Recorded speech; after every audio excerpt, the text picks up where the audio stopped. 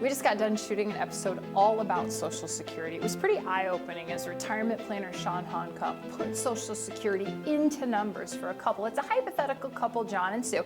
And what he did was he ran 3 Social Security scenarios for John and Sue, and he was able to show them how their benefit changes depending on when they each elect. It's pretty eye-opening. You won't want to miss it. And I think what it could do for you is really help you quantify Social Security, what it could look like for you, and also kind of emphasizes the importance of Social Security and how this is a really big decision in retirement. Right now, though, I want to take a little look back at Social Security. You know, Social Security is a benefit that in 2023, 70.6 million Americans received that benefit in 2023. Retired workers made up about 80% of those who receive Social Security benefits. So here is a little history lesson on Social Security. In 1935, President Roosevelt signed the Social Security bill into law. It was created partially in response to the Great Depression as a way to provide economic security for elderly Americans. There were some state-run programs, but President Roosevelt thought that they were underfunded and poorly run. So what he did was he ran things a little bit differently. For the first time, he had workers contribute to the program through payroll taxes. Then they developed a model that looks kind of like the current systems where generations would finance this benefit for others.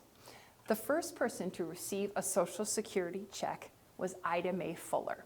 Fuller filed for her retirement claim on November 4th, 1939. She received check number 00-00-001. It was dated January 31st, 1940. The amount that she received, $22.54. Here's a look at Fuller. She was a teacher and a legal secretary. She contributed to Social Security. She contributed to the program for 3 years before she retired. The accumulated taxes on her salary during those years, this is according to the Social Security Administration, was $24.75. Get this. During her lifetime, she collected a total of $22,888. Pretty good return on investment for the first person in the United States to receive that Social Security check. There have been some amendments to Social Security since President Roosevelt signed it into law in 1935. One of the big ones came in 1977. That's when it became pretty clear to lawmakers that Social Security could run out of money under its current formula. So what they did then was they changed the way that the benefit was calculated and they increased the payroll taxes. Another big amendment or reform to the program was in 1980s. It was facing a financial crisis again. That's when President Reagan signed legislation that gradually increased the retirement age to 67.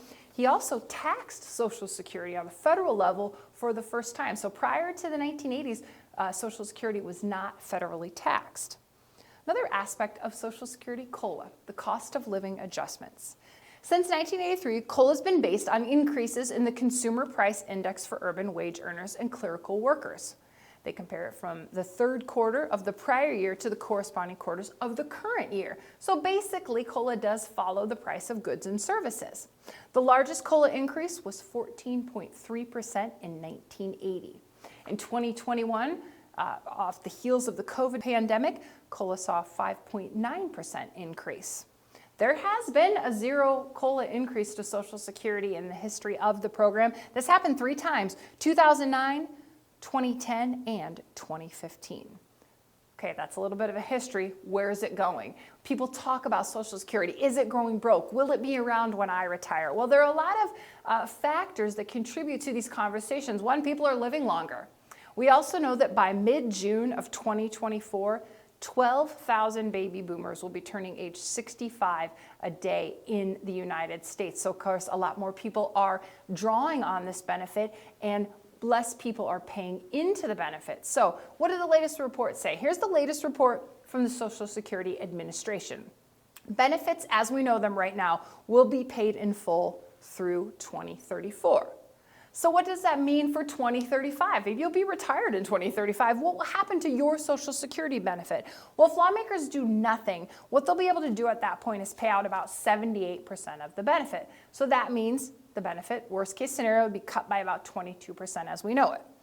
Most experts think that it's more likely that Congress will step in before 2035. They've got some options for what to do with Social Security. They could increase the full retirement age. We've seen that happen before. They could raise the payroll tax.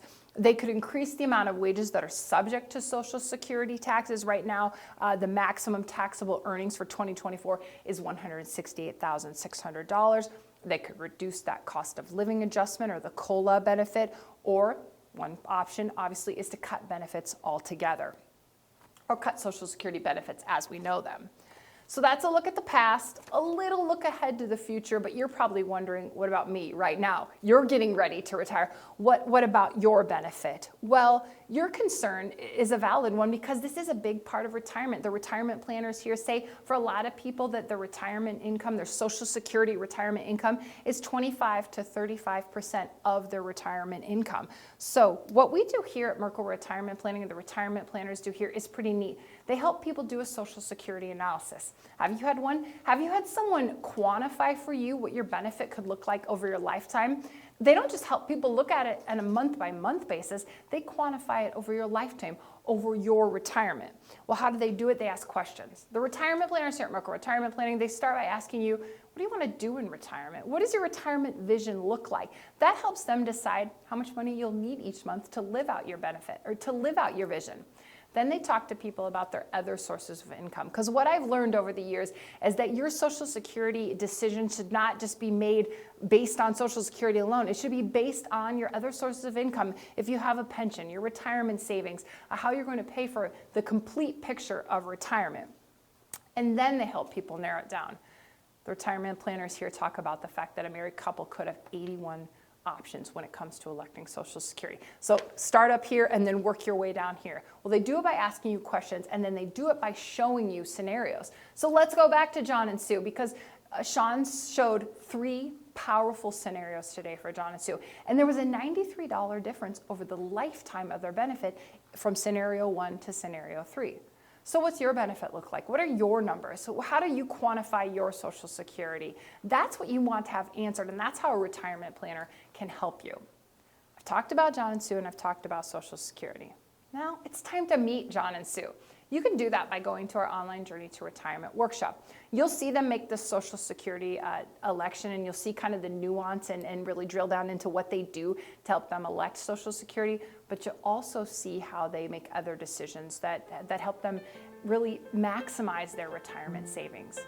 Go to retirewithmerkle.com right now. You can choose a time and a date that works for you, and then you can meet John and Sue, see all the decisions that they make that help them on their retirement journey.